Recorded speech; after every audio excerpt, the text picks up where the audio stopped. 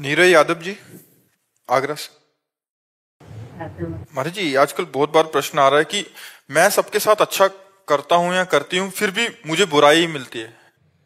ऐसा नहीं है, ऐसा नहीं है,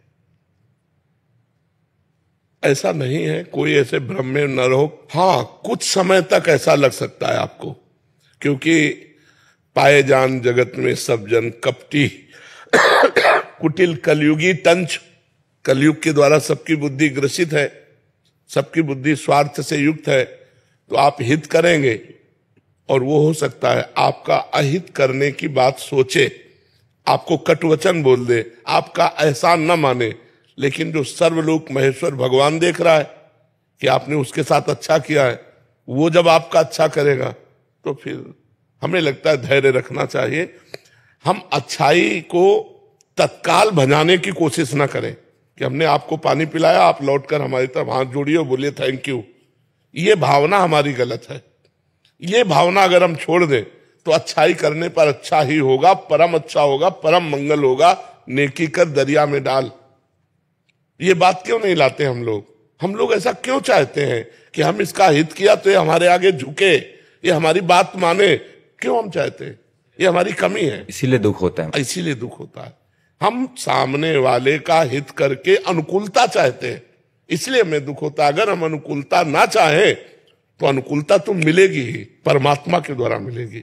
ये लोग थोड़ी अनुकूलता देंगे, ये तो सब अपनी अपनी वासनाओं की पूर्ति के लिए है।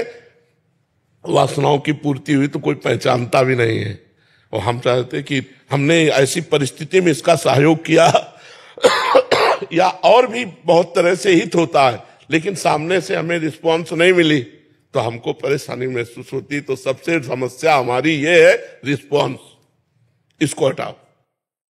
ये सामने वाले से जो अनुकूलता प्राप्त करने की बात है, सबसे बड़ी कमी है।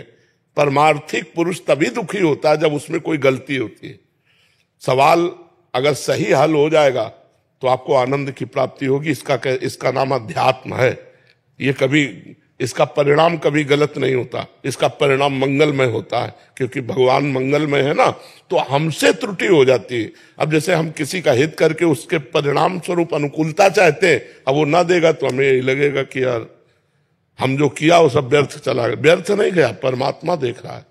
सच्चे परमार्थी तुम हो अगर हित करने वाले, तो तुम्हें केवल भगवान से चाह करनी चाहिए कि अनुकूलता तो भगवान देगा, ये क्या देंगे, हमें भगवान ने अवसर दिया, हम इनको अनुकूलता दे देते, अनुकूलता की मांग नहीं करते। तो देखो अभी हृदय आनंदित हो जाएगा।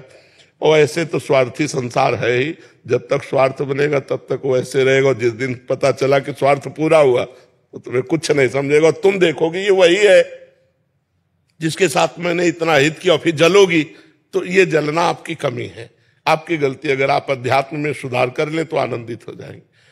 रहीमदास जी ऐसे बांट रहे थे, लोगों ने कहा नेत्र नीचे क्यों किए हो, तो उन्होंने इसी बात से कहा कि लोग समझ रहे रहीम दे रहा है, लेकिन रहीम नहीं, देनहार कोई और है, देत रहत दिन रैन, लोग भरम मोह पे करे तासो नीचे नैन।